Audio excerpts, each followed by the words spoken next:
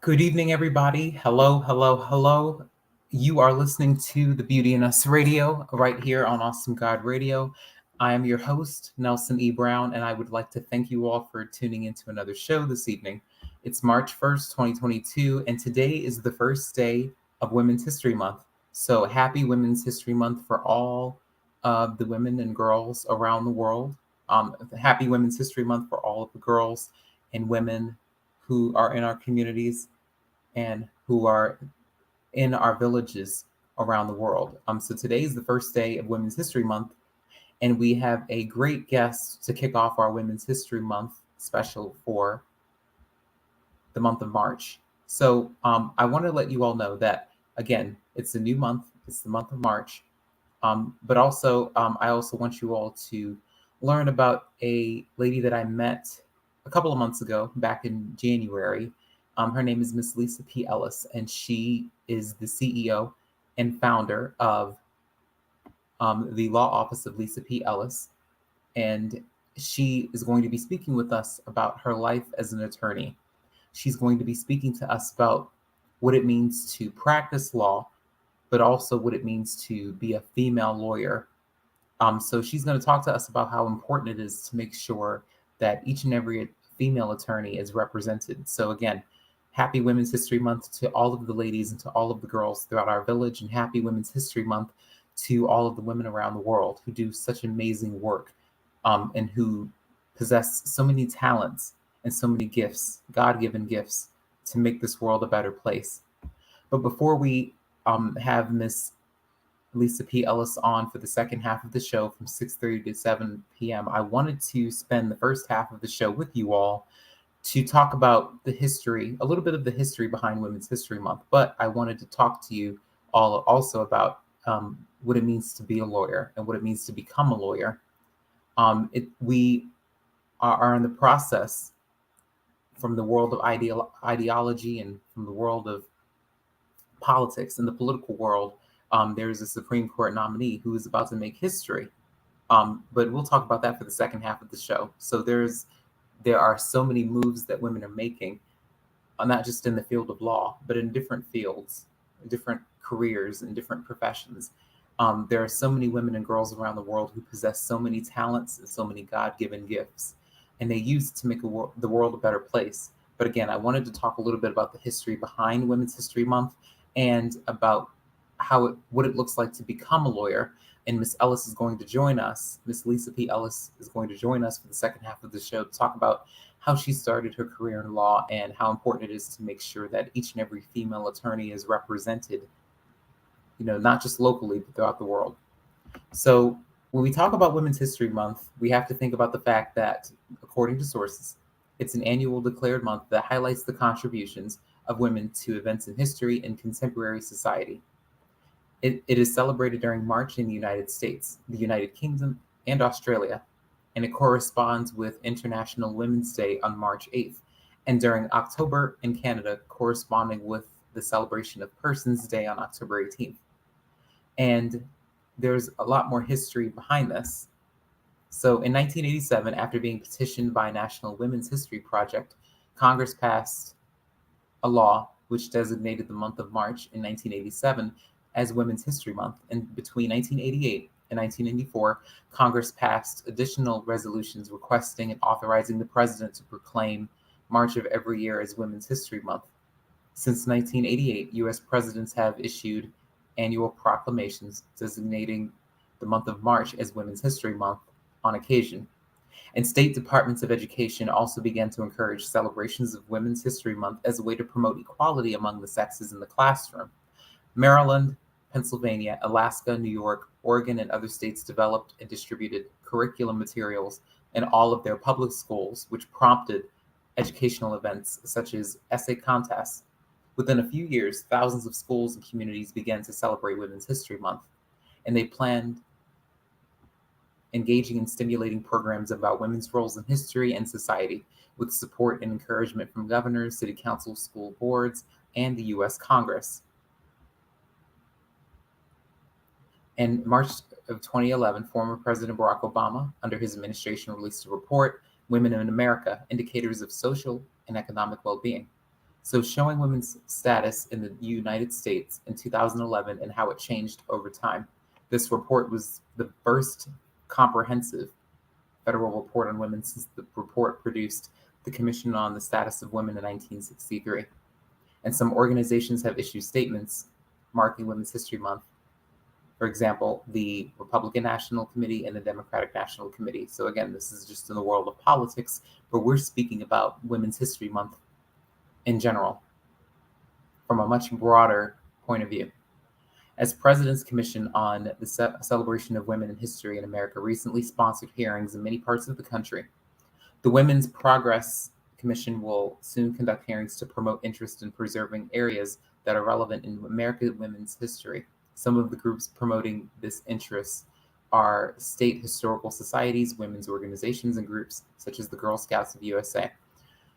So again, that's a little history behind Women's History Month, but I also wanted to share some statistics with you all that have been produced and that have been written about in recent years, from 2018 up until now, about what it looks like to be a female attorney in today's world. And I'm also going to share with you all a little bit about what it means to become a lawyer. As you all know, I'm a sociology student at UMBC. I'm finishing up my final year of my education.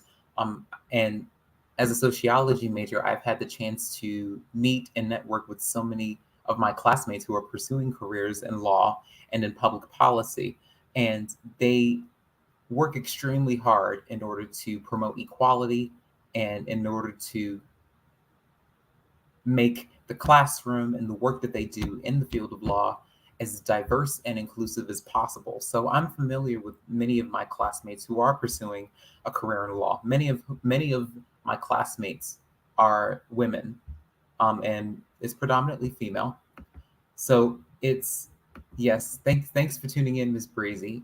Again, shout out to Miss Easy Breezy Brianna for tuning into my show this evening. She supports almost every single broadcast, and I can't thank her enough. But like I stated before, Women's History Month, when we talk about Women's History Month, I was sharing with you all that the fact that, as a sociology major, as I finish up my final year of my studies at UMBC, I've networked with a lot of my classmates who are pursuing careers in law and in public policy. So a lot of them have enrolled in master's programs, and some of them are even considering going for their PhDs in public policy. And many of them do plan on going to law school. And they learn a lot about public policy and law at UMBC. And I've had an opportunity to learn so much from a lot of my female classmates. A lot of the women who major in what I'm majoring in, they've taught me a lot, and they've helped me with my reading comprehension skills and with my writing in school and with my classes with my instructors. I've learned a lot from them, and I've definitely had a chance to learn about things that I never thought I would have learned about at any other college or university or with any form of coursework. So when we think about it, we have to think about this from a broad point of view. So the census.gov released an article on May 8th, 2018 by someone named Jennifer Cheeseman Day. So she wrote an article on May 18th, 2018. It's called More Than 1 in 3 Lawyers Are Women. So I wanted to read that article to you all and read some stats so that you all can have an opportunity to learn a little bit about what it means to be a lawyer, and more specifically, what it means to be a female lawyer in today's time. What do secretaries, teachers, and nurses have in common? She writes, they are mostly women and remain among the most popular occupations for women.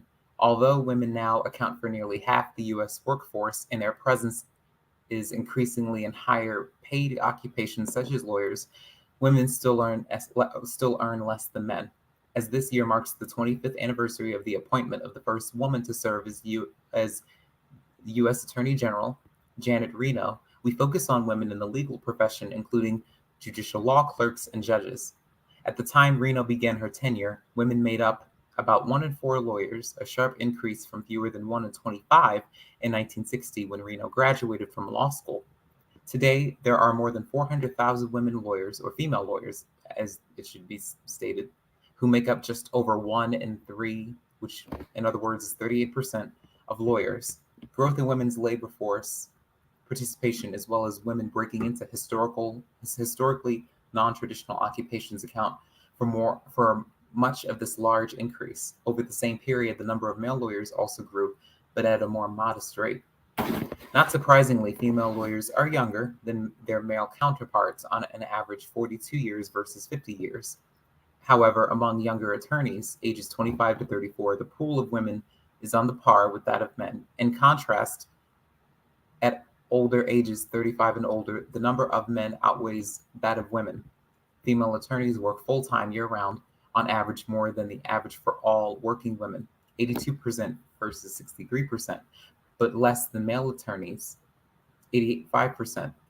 They are also more likely to work for the government and less likely to be self-employed than their male colleagues. Again, this is an article that I'm reading from Jennifer Cheeseman Day that was produced. It was released by the census.gov on May 18th, 2018. And I'm sure, of course, the stats are different, but I just wanted to pull an article for you guys so that you guys could have a better understanding of what we're talking about this evening, and so that you guys can keep that in mind when we speak to Miss Ellis about her experience as a female attorney and what it means to her to be represented. Young in their career, under age 35, median earnings between women and men, or male and female lawyers, are relatively close at $77,000 and $85,000 annually, a 91% ratio. These differences increase with age, so that by mid-career, ages 45 to 54, median earnings for women are $121,000 compared with $156,000 of men, a ratio of 78%. Median earnings tell only part of the story, according to Ms. Day. Super earners, which are workers whose yearly earnings exceed typical averages, drive much of the earnings differences between men and women. At mid-career, when earnings peak, the top 10% of female lawyers earn more than $300,000 a year, while the top 10% of male lawyers earn more than $500,000. So again, that was a little bit of information I wanted to provide you guys with as we talked about this topic, female attorneys. When we speak to Ms. Ellis, we're going to have a conversation about why female attorneys should be represented and what Women's History Month is all about as it pertains to the field of law. And again, when we think about what's going on right now in the world news, in the political news, we see who the Supreme Court nominee is. We see the historical moment that's been presented to us and that's upon us right now. So again, I want you guys to just, again, I've read that to you, and I want you guys to just think about that. And according to the Bureau of Labor Statistics, that was just information about men and women in the field of law. So that article from the census.gov gave us a little bit of information about what it meant to be in the field of law as a man versus a woman. But this passage from the Bureau of Labor Statistics from the U.S. government gives us an overview of what lawyers do in a typical day. So it says that lawyers advise and represent individuals, businesses, and government agencies on legal issues and disputes. And in terms of their list of job duties, they say that they typically do the following. They advise and represent clients in court, before government agencies, and in private legal matters. They communicate with their clients, colleagues, judges, and others involved in the case. They conduct research and analysis of legal problems. They interpret laws, rulings, and regulations for individuals and businesses. And they present facts in writing and verbally to their clients or others and argue on behalf of their clients. And they prepare and file legal documents such as lawsuits, appeals, wills, contracts, and deeds. So lawyers are also called attorneys, and they act as both advocates and advisors. And as advocates, they represent one of the parties in a criminal or civil trial by presenting evidence and arguing in support of their client. And lawyers often specialize in a particular legal field. And as advisors, lawyers counsel their clients about their rights and obligations and suggest courses of action in business and personal matters. All attorneys research the intent of laws and judicial decisions and apply the laws to the specific circumstances that their clients face. And lawyers often oversee the work of support staff, such as paralegals and legal assistants and legal secretaries. And lawyers may have different titles and different duties depending on where they work. And according to the Bureau of Labor Statistics, in law firms, lawyers, sometimes called associates, perform legal work for individuals or businesses. Those who represent and defend the accused may be called criminal law attorneys or defense attorneys. And attorneys also work for the federal, state, and local governments. Prosecutors typically work for the government to file a lawsuit or charge against an individual or corporation accused of violating the law. Some may also work as public defense attorneys representing individuals who cannot afford to hire their own private attorney. Others may work as government counsel for administrative bodies and executive or legislative branches of government, and they write and interpret laws and regulations and set up procedures to enforce them. Government counsels also write legal reviews of agency decisions. They argue civil and criminal cases on behalf of the government. And the corporate counsels, also called in-house counsels, are lawyers who work for corporations. And they advise a corporation's executives about legal issues related to the corporation's business activities. These issues may involve patents, government regulations, contracts with other companies, property interests, taxes, or collective bargaining agreements with unions. Public interest lawyers work for private nonprofit organizations that provide legal services to disadvantaged people or others who otherwise might not be able to afford legal representation, and they generally handle civil cases such as those having to do with leases, job discrimination, and wage disputes rather than in criminal cases.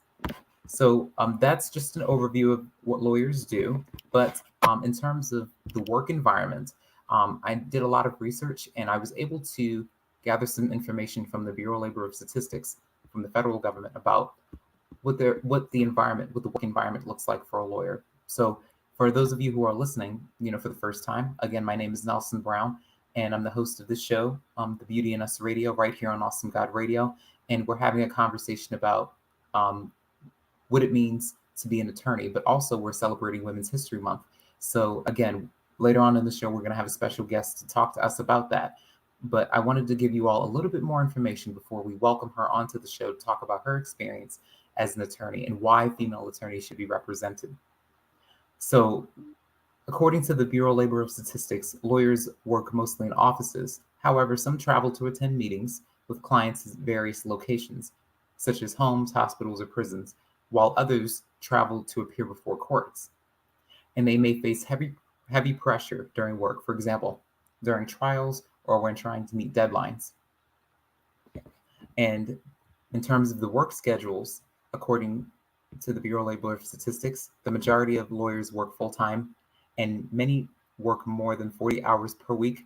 And attorneys who work in private practice and those who work in large firms often work additional hours conducting research and preparing and reviewing documents. In terms of the quality of the work and in terms of how attorneys advance, and in terms of the important qualities that a person should have, it says that in terms of advancement, it says that newly hired attorneys usually start as associates and work on teams with more experienced lawyers. And after several years, some lawyers may advance to partnership in their firm, meaning that they become partial owners of the firm. And those who do not advance within their firm may be forced to leave and a practice commonly known as up or out. And after gaining a few years of work experience, some lawyers go into practice for themselves or move to the legal department of a large corporation, and very few in-house attorneys are hired directly out of law school. And in terms of gaining other types of experience, it states that part-time jobs or summer internships in law firms, government agencies, and corporate legal departments provide valuable experience. And some smaller firms, government agencies, and public interest organizations may hire students as summer associates after they have completed their first year of law school. And many larger firms' summer associate programs are eligible only to law students who have completed their second year. All of these experiences, according to the sources, say that they can help law students decide what kind of legal work they want to focus on in their careers and may lead directly to a job after graduation. So in terms of the important qualities a person should have, it says that analytical skills are important. It says that lawyers help their clients resolve problems and issues. And as a result, they must be able to analyze large amounts of information and determine relevant facts and propose viable solutions. And in terms of the interpersonal skills, it says that lawyers must win the respect and confidence of their clients by building a trusting relationship so that clients feel comfortable enough to share personal information related to their case.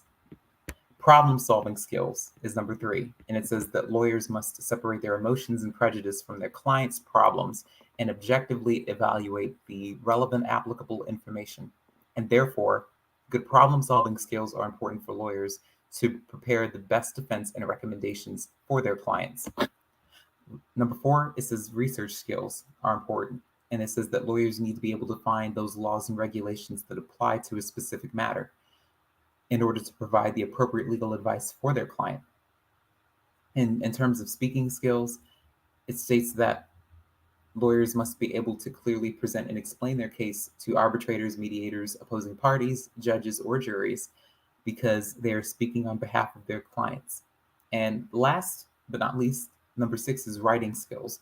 So lawyers need to be precise and specific when preparing documents such as wills, trusts, and powers of attorney. So again, this talks about how to become a lawyer, what it takes to advance, and also the important qualities a person should have when they're pursuing a career in law. And like I stated to all of the listeners, all of you guys who tune into my show each and every week, I'm a sociology student at UMBC. So I'm finishing up my studies this year.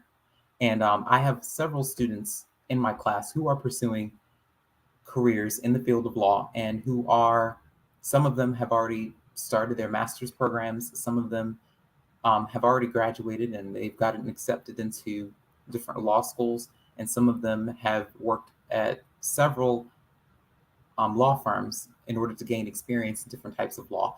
But I wanted to ask you all if you all knew of any attorneys, because um, I've learned from my classmates in class who've helped me out, because I've taken one course, the sociology of law class, while I was at UMBC. And I could definitely tell you guys how intense it was. So I had an idea of what the field of law consisted of. But again, I'm looking at things from a sociologist standpoint. But again, everybody else, all of my other peers, were looking at it from an attorney standpoint. But I took one class, the sociology of law class, and I got a taste of what people go through when they study in law school, and I it was very intense. It was a lot of reading and writing, and a lot of reading comprehension. It required me to think outside the box with everything. So I felt like I was pulling teeth with everything that I read and everything I was trying to figure out in that class. But I did well in the class, but it was intense. So I could only imagine what it's like to be an attorney or pursuing a career as an attorney, being in law school and being up in the middle of the night, having study groups. I do that anyway, but just going that extra mile to make sure that you work hard and study and do what you're supposed to do. I can imagine how difficult that can sometimes be for people who are pursuing careers in law, because law is a very abstract field. Pursuing a career in law is very abstract, and it requires us to dig deep and really, really think about things outside of ourselves. And it really requires us to think about it from not just our point of view, but from another person's point of view. So again, earlier on in the show, I told you guys about the different types of law that I learned about. Um, Again, in the world news right now, we have a Supreme Court nominee who is about to make some moves and who's about to make history. So it's really, really. I mean, I don't think that people realize how impactful lawyers are and how influential attorneys can be. Really, really good attorneys, because again, it the field of law is so abstract, and oftentimes we look at people and we learn about people who are in the media who've pursued careers in law, who are attorneys, but then who branch out and do bigger and better things. And I've met some people who started out as attorneys and they've created their own practices. They've started their own private practice. I know people who work for the state of Maryland as attorneys and they represent the state of Maryland in different legal matters. I know people who have pursued careers in public policy after after they finished law school and after they spent time working as lawyers. So there are a wide variety of things that can be done and that people do in this world. But since she's on, I would like to introduce you all to Miss Lisa P. Ellis. She's the owner of the law office of Lisa P. Ellis. So I'm glad to have her as our first guest for Women's History Month to talk about her work as an attorney and to talk about how important it is to make sure that female attorneys are represented. So, Miss Ellis, thanks again for taking time out of your schedule to appear on my broadcast. So today is the first day of Women's History Month, and you're my first guest for Women's History Month. So for the first half of the show, I had an opportunity to share a little bit about what my experience was taking a sociology of law class as a sociology major. I've talked to my listeners about the work that I do and with what I study as a sociology student and how I use my classmates to base ideas off of, because some of them have pursued careers in law. Some of them are in law school right now. Some of them are enrolled in master's programs. Some of them work for law firms. Some of them are interns for different lawyers. And I was introduced to so many people in this world. Even though I'm not a lawyer and I'm not pursuing a career as a lawyer, I've had a chance to learn about the world of law. And since it's Women's History Month, and since you're an attorney, I wanted you to talk a little bit about your experience in the field of law as a female attorney. But I wanted you to tell the listeners a little bit more about yourself before we begin, so that they can have an idea of who you are and what you stand for, and what made you decide that you wanted to pursue this.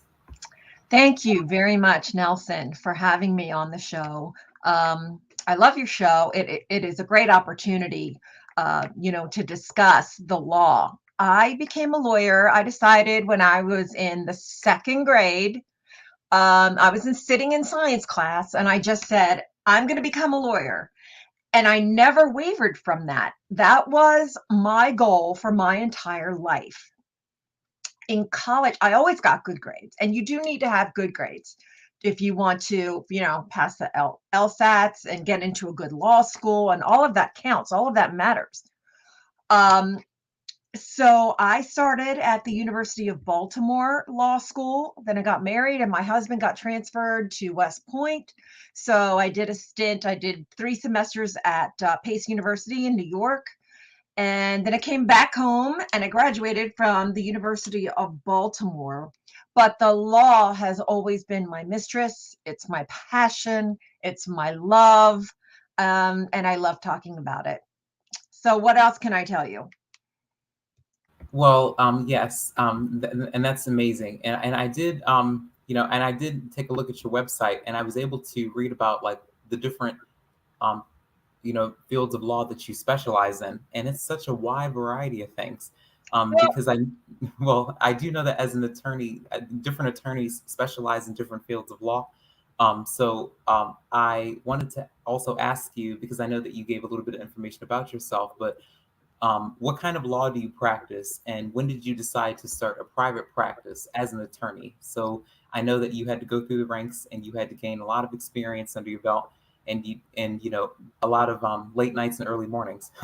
um, So, you know, yeah, I started in the big law firms. I clerked for Melnikov, Kaufman, Weiner, and Smouse, which is no longer a firm. I clerked for Tidings and Rosenberg, which is still a firm. I clerked for Semsbone and Sems. These are all large law firms, and I highly recommend, if you have the grades, try to get yourself a clerkship while you are in law school with these firms. Mostly it's research. Now, I happen to love research. But it does really let you have a sampling of what you're going to be doing as an attorney. I stayed from Sems, Bone and Sems. I stayed there for a while, and then I moved to Miles and Stockbridge, and then I got pregnant, and then I decided it was time to go out and uh,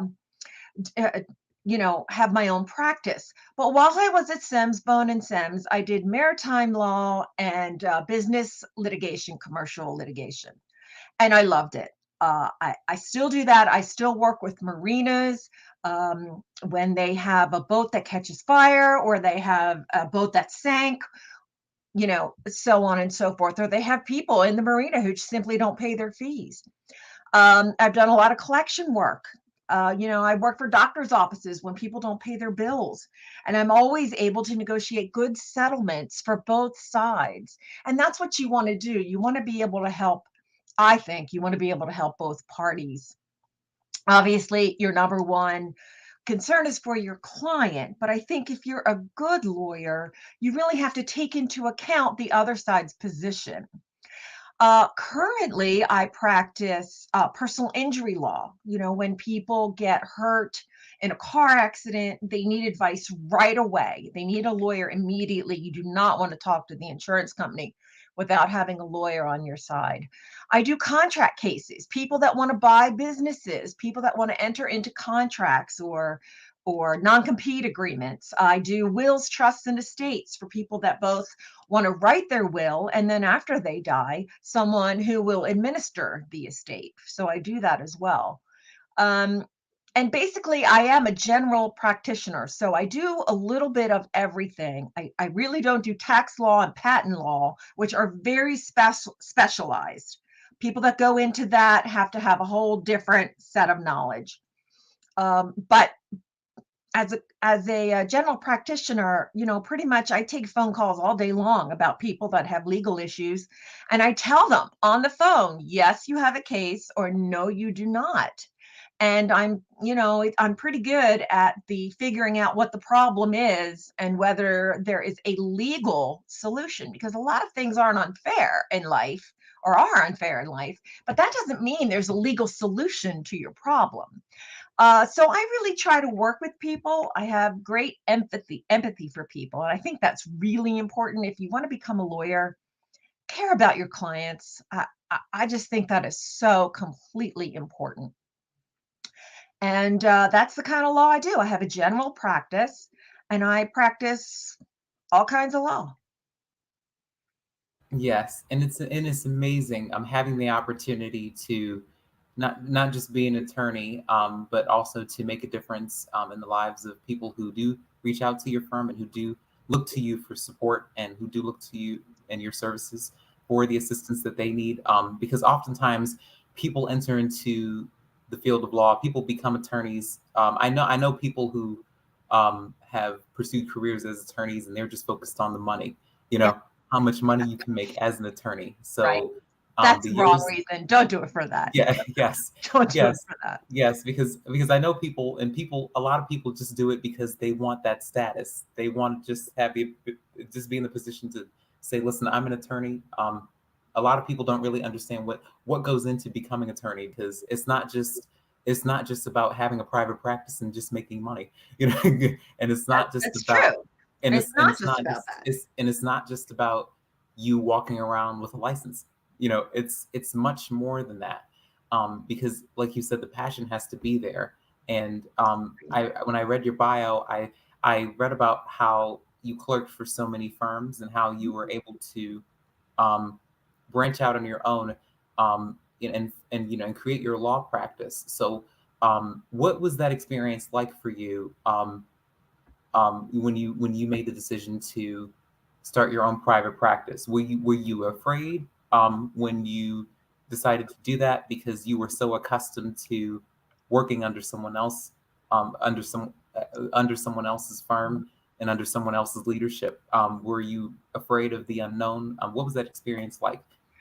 So I was really lucky to have clerkships and to have my first years as associates in large law firms. I don't think you can get a better education than a large law firm setting. And really any law firm setting. You have to do a couple years there to figure out what's going on. I wouldn't recommend anybody going out of law school and hanging up a shingle. People do it. I just wouldn't recommend it. You need the experience that you're going to get in your clerkships and as an associate. Once I made the decision, I was not afraid at all. I had a client base that I knew people would follow me. I wasn't going to starve because these clients were going to stay with me. And they were mostly banking and commercial clients.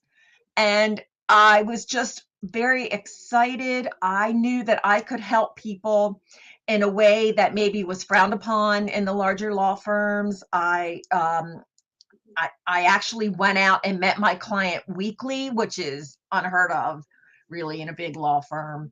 Um, and I had a lot of communication, direct communication with my client. And as an associate in a big law firm, you don't get that a lot. You're working on a project, you're working on a memo, you're working on summary judgment, you're working on research. There's not a lot of client interaction. I was lucky in the sense that I did have that. And so I had a client base that I knew I would have if I went out on my own. Now, you keep in mind, while you're an associate, you cannot ask any of your clients to come with you. That is absolutely not how you do it. That is pretty much against the law, really. But what you do is you go out on your own and you hope your clients follow you. And that's what happened with me. And I went from being mostly a maritime lawyer and commercial law lawyer to doing a little bit of everything. I mean, somebody would ask, "Do you do this?" And I'll say, "You know what? I've never done it before." And I'm honest about that. If I haven't done it before, I'm going to tell you because you need to know as a client, this is where I am. But I'm willing to try. I'm willing to do this, this, this, and this. This is my game plan. Let's figure this out together. And that has worked really well for me in doing some construction work and handling some construction administrative cases. Did I answer Yes. your question? Yes, yes, you Okay, did. Yes, you good. did. Yes, because again, because many attorneys they go to when they go through the ranks and when they advance in their careers, they take different routes. Some people become judges. Some people start their own private practice. Some people they go different routes, and so that's why I was trying to ask you about that because I know that sometimes it can be very intimidating and very scary to branch out on your own because especially after a long period of time when you're so accustomed to working under someone else's leadership. Sometimes it can be very scary to kind of branch out on your own and build your own brand and do your own thing. But it looks like you weren't afraid to take that risk at all. And I'm a litigator. Litigators aren't afraid of anything. They go up there and go to court and talk to judges and talk to juries and talk to people, and we have no fear. So no, I really wasn't afraid. Other practices, if you have an estate practice or just a business practice where all you're doing is agreements all day long, maybe you don't have that sort of fear factor that I didn't have. I just never had it. yeah, well, that's a good thing. But that's a good thing. My next two questions are: what are some of the joys? Well, I think you kind of answered this already, but what are the joys of working as an attorney for the state of Maryland, and what's the toughest part about practicing law as an attorney? So Maryland is one of the states that focuses primarily on civility between the lawyers. Ethics classes are mandated, and the whole legal system in Maryland is focused on attorneys on both sides getting along and respecting each other, respecting the process, respecting the client. So some states may not have that, but Maryland does, and I'm very aware of it. And I think it's wonderful. I think it's a blessing in every way because you constantly, it's so much easier to be involved in a case where you respect the other side, you respect the lawyer. They don't agree with your side, but they're still a person. They're just representing the other side of the argument. As I said before, you have to take into consideration both sides of the argument. um, Maryland is a good place for opportunity. You do have the criminal system if you want to work in criminal justice, which I've never done, so I can't speak too much about that. But you do have a lot of opportunities to work in the big firms. And if you decide that's not for you, that's fine. You can hang out a shingle. You can become your own law firm. It's very easy to do in Maryland.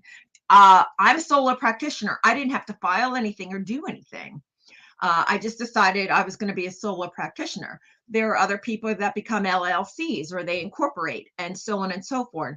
And then ideally, they have attorneys under them. I've had certain employees under me at one time or another, paralegals that have helped, secretaries that have helped. And all of that has been wonderful. But basically, I find out I'm faster and better than, hiring somebody to do it. So I just do it myself. Well, yes, yes, and that's good, because of course, there are joys of working as an attorney, and what I thought was interesting about what you said was that it's important for an attorney, regardless if they may act as a prosecutor or whether they're a defense attorney, it's important for both sides to respect each other. So I think that's something that you that's the point that you made that really stuck with me because oftentimes I see all the time, and I've been in courtrooms. I've never been, on one side or another in a case, but I've had the opportunity to listen to attorneys in court. It's almost like they're in the ring fighting each other, Yeah. fighting to be right and not listening to another person's side, and I just mean, and that's and what it's supposed to look like in court. But yes, I can promise you, outside of court, right, those lawyers are friendly. right.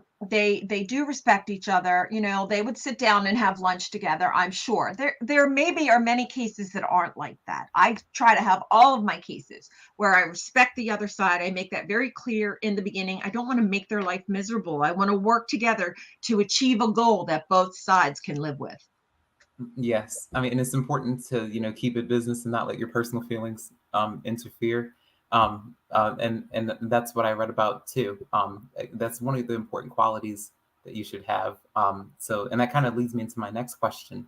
In terms of, I already read about some, but what kind of qualities should someone have if they want to pursue a career as an attorney? So if like someone my age, for instance, if they're interested in attending law school, they just graduated with their degree, whether it's in political science, whether it's in English like you, or whether it's in economics or whatever it may be. What are some of the qualities that you think a person should have when they're pursuing a career in law? So I Um, really think they have to be smart. I mean, the legal field is not for the faint-hearted. It's a lot of hard work. It's a lot of reading things, small print. Guess what? We get to read all the small print. Um, but you should have empathy. I mean, I got into this because I wanted to help my fellow man. I like being a lawyer because I like helping people. So I think empathy is really important. Like what you do, don't get don't decide to be a lawyer for the money. That's just not going to get you anywhere, and you're going to hate it, and you're going to hate the work. Love the work, love helping people, love the fact that you're making a difference. You are helping somebody in what is probably the worst thing they've ever had to go through. Whether it's traffic court or whether it's a car accident or somebody being prosecuted for, and possibly facing jail time. Your role is very, very important. So the qualities you have to have are be smart, get good grades. If you want to get into good law schools, you have to have good grades. After law school, if you want to get into good law firms, you have to have good grades. While you're in law school, make sure you go out for those clerkships. That's very important. Have a clerkship while you are in law school. Uh, and again, good grades, do really good jobs at the attorney for the firms that you work with as an associate. Always give it 110%. And if you're the kind of person that does that, the law needs you. The law wants you. If you can't really handle that and you just want to skate by, uh, become a paralegal. It's a lot easier. Yes, yes, because I know, like I said, I have several of my classmates who are attending law school now, and who are interns for several lawyers at their Yeah, practices. that's great. So one question I'm going to ask, because I know a little bit about the bar exam because I've heard about it from people. So Yeah. is it so I know oftentimes people don't pass the first time. So, in terms of the bar exam, So should people, because I know oftentimes, people feel discouraged if they don't pass it the first time. I know some people who, who didn't pass it the first time, but they passed. It took a couple times for them to take the LSATs and go through all that, in order to become an attorney. So what was that like for you, like in terms of It was taking? so easy for me. I mean, I passed it on my first try, but I had a good study group. And that is another really important thing. If you go to law school, get into a study group and be the dumbest person in your study group because you will learn from everybody around you. You all exchange notes, you all exchange ideas. Preparing for the bar exam was the same thing. I would totally recommend a bar review class. They're not that expensive and they really help. They're going to go over every subject that's on the bar exam. They're going to give you sample questions. The bar exam is an 8-hour exam and you're writing the entire time. You're just, there is some multiple choice, but mostly you're writing. And know your subjects. But if you go to the bar review course, you're going to know the subjects. I think anybody that fails the first time, don't be disheartened. Do it again. Do it again. It took JFK Jr. 8 times before he passed the bar. God love him. You know, if that's what you're meant to do, keep trying until you pass the bar. You'll pass it. Just like if you fail your driver's test the first time, keep going. You'll pass it. And yeah, I failed that the first time and I passed the second time too. There you go. so, so I understand completely what you mean by that. So since it's Women's History Month, my next question is, what is the hardest part about being a woman in the field of law? Um, Well, in large law firms, you still have the old boys network. You still have the boys club. And that's true to this day. A lot of women are overlooked for partnership um, because there's a men's club and you have to fit a certain mold.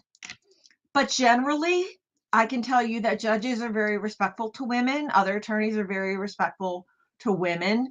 It's very hard when you get pregnant. I mean, I was pregnant when I was in a large law firm and I had to breastfeed, and I had partners just walking in on me during breastfeeding, just not bothering to knock on the door, and those things, those issues, people can be really insensitive about. So, as a woman, again, that was something that I felt, I don't know, infringed on. Like my privacy wasn't respected, and it was really important for me to have that at the time. But generally, Maryland is a lovely place for women to be a lawyer. It really is. And again, especially because of the Code of Civility. yes, yes, and I agree. Maryland is such a diverse, for the most part, it's such a diverse and inclusive state. We have all types of people here who are pursuing careers, not just in law, but just in different areas. And I think that that's why, unlike other states, we've been able to, people in the state have been able to follow their dreams and do what they, Yeah. what their hearts desire. Yeah.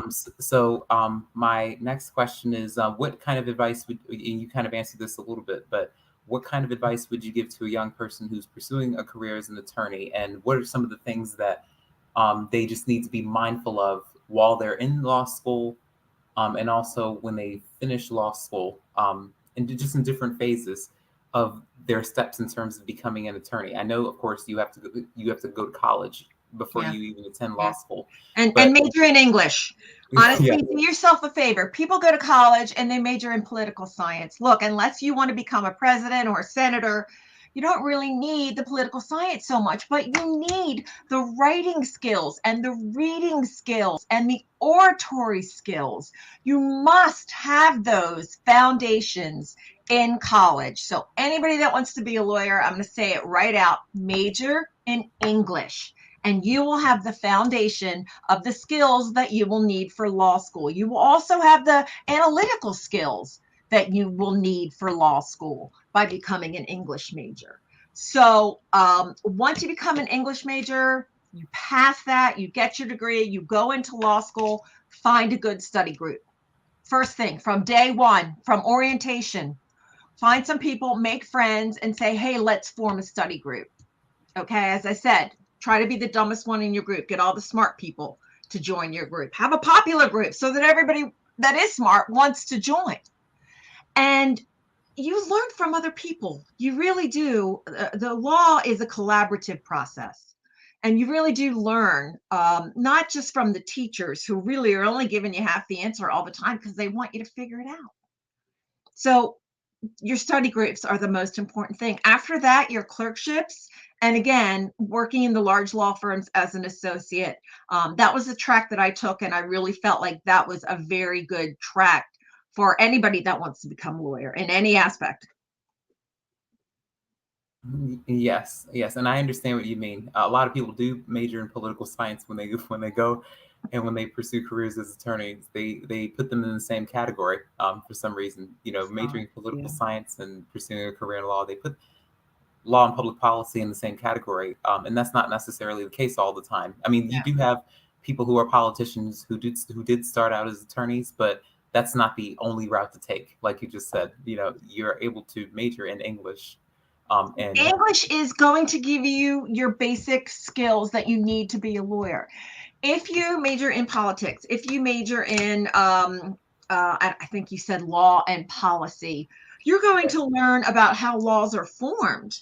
And that's right, great. But unless you can sit down and write a law, that's not going to help you very much. right. You know, if you want to be a litigator, you have to argue, you need to articulate.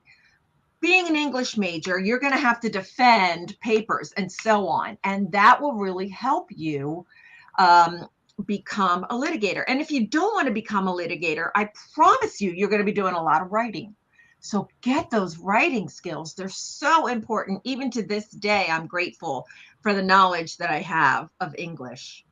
It really helps. Yes, and like I said, I took a sociology of law class while I was at UMBC, and I all of the girls who were pursuing careers as lawyers, like they all helped me with that while we were all virtual. You know, so I had to Yeah. take a virtual class with the sociology of law, and I did well, but like it was intense. Like you know, I I mean, and I read and write. And I'm an author, so I'm used to that. But in terms of just thinking outside the box with everything, that was really challenging. But again, I was able to get a good grade and everything. But like you said, it's important to have study groups because having, let's just say, a handful of brains is better than just having one brain to work with. When you're trying to Sure. figure things out. Sure. Yeah, People are going to come up with different ideas. You right, know, being a lawyer is about solving problems. right, That's right. bottom line what you do. You solve problems. And a lot of times there are different ways to solve a problem. So the more people that you have that can say, well, let's try it this way or let's try it that way, the better you'll be. Also, you share outlines. What that is you take notes in the class and then you type up your notes and then you share them with everybody in your group. Your subject may be torts or it may be contracts or it may be civil procedures. But that way, you don't have to take really good notes in every single subject. You can get outlines from other people that will help you in those subjects. And then you're responsible for one as well.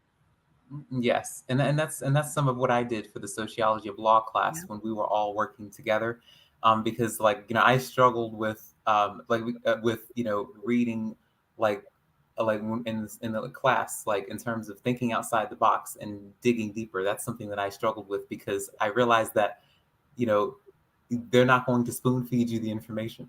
You know, No, they do the Socratic method, which is yes, basically they just ask you questions.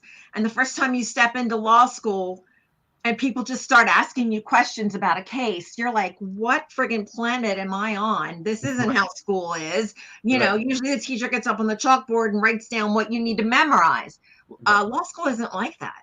right. You will read cases, which are very different than reading a story or reading a book.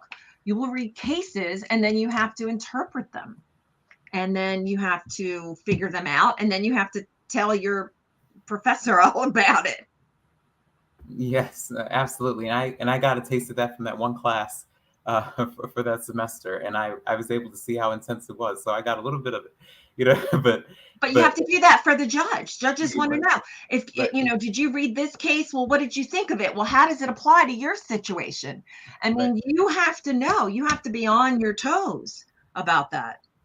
Yes, absolutely, and I get that 100%. So, my last question is, how can the listeners contact you directly if they want to learn more about your work, or if they'd like for you to represent them in a legal dispute that they may think that they have? Because sometimes people don't really, like you said in the very beginning of the show, people don't really, so because some things that happen unfairly aren't don't always result in a legal dispute, Yeah. but sometimes people don't realize that they've been violated or that they've been wronged immediately. Sometimes people have to take a step back and really think about it again and say, okay, maybe this is wrong. So, so if people want to learn more about you and the work you do, or if they want you to represent them, how can Mhm. they contact you for more information? So I will give you all of my contact information, and I also want to let you know that I give anybody that calls me a free consultation, whether it takes 15 minutes or half an hour, an hour. I will evaluate your case for you and tell you whether or not you have a case, whether it's, something worth pursuing. You can always call me on my cell phone, which is my business number, 410-707-1943. I'm also listed all over the internet. I'm on Google. Just type in a search, Lisa Petty Ellis, Lisa P. Ellis. It will come up. My office is in my home. So my address is 3009 Greenhaven Court, Ellicott City, Maryland, 21042. And I would love to speak to anybody. If you have questions about going to law school, if you have issues that you need to discuss, you might think you have a legal problem and you're not sure, I would love to talk with you and try to help you through it. And then obviously, if you need representation, of course, I will help you. Yes, and that's all great. It was great. Thanks again for taking time out of your schedule to speak to us about it. Yeah, Thank so you. yes, because like I said, this is very important for people to know, especially because I a lot of young people who do listen to my show, and a lot of young people who do work with me in school and in different settings. It's good for them to listen to this so that they can know what to expect for the future, and so that they can prepare. It'll be much easier for them to prepare so that they won't have to go through any unnecessary trouble when they're trying to make it through, and when they're trying to work Exactly. hard. So again, thanks again for My pleasure. Thank you so yeah, much for having me. yes. So I'm going to close out the show and let you go, but I just wanted to thank you for providing us with some insight and with some wisdom on what it's like to be in this world, Ugh, I because love the law and I love to talk about it. So yeah, thank you for giving me that opportunity. yes, absolutely. So you take care, and I'll catch up with you afterwards. Very good. Thank you so much. You're welcome.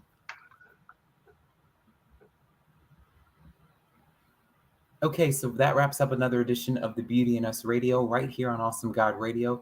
I am your host, Nelson E. Brown, and I want to thank you again for tuning in for another show. Make sure that you subscribe to Awesome God Radio on Facebook, Twitter, Instagram, and all of our social media platforms, and make sure that you follow my work and what I do on all of the social media sites. So on Twitter and on Instagram, I'm Nelson E. Brown, and on Facebook and other platforms, I'm Nelson Brown. And again, next week, we're going to continue to have our discussion about Women's History Month, and we're going to be selling Women's History Month for the entire month of March. So we are going to have a total of 5 shows this month. So I encourage you all to make an appointment to meet me back here at 6 p.m.